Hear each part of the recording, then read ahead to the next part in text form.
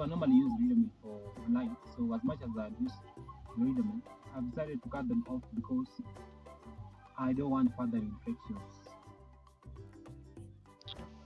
If by any chance you have some plastic bags or papers and you haven't thought of investing them in something worthwhile, then I suppose you're doing yourself a great disservice.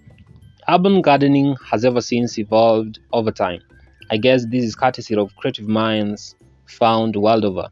Most urban dwellers have incorporated terrace gardening, use of pots, use of plastic wastes, sacks, and etc., as a means of capping the already high cost of living that has been seen world over as a result of climate change and global warming. Majority of people have realized they can start their own micro kitchen gardens in order to deal with the whole situation of clean food shortage. The good thing about container bag or pot gardening is that an individual is real clear about the quality of the food they are consuming, as most of such gardeners have shifted to organic means of production as opposed to inorganic means. Organic means of farming doesn't involve any chemical inputs throughout the life cycle of your crops. Rather, farmers use organic waste such as kitchen refuse, chicken droppings or litter, cow dung or any other animal droppings. Some farmers also recommend the use of generally decomposed matter, and that is um, decomposed plant remains and decomposed food remains.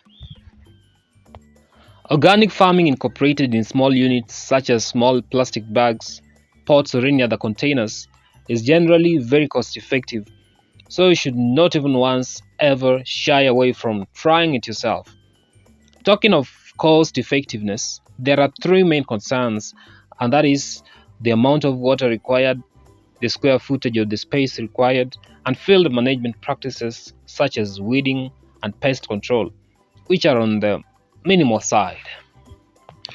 So, do you still have some sort of excuse for not trying micro gardening? I guess your doubts or fears are already fading away the moment you had this. It's been a pleasure having you. Please follow till the end. Please ensure you subscribe so you won't miss such educative videos from this channel. And if by any chance you have a friend who is also very excited about matters gardening, then please share this message with them and tell them to also subscribe so they can watch our videos firsthand. The trash bin is full with old, infected leaves. Please ensure you dispose them all far away um, from your garden, so the infection may not continue around your garden. Otherwise, if you enjoyed this video, please give me a thumbs up. See you in the next one.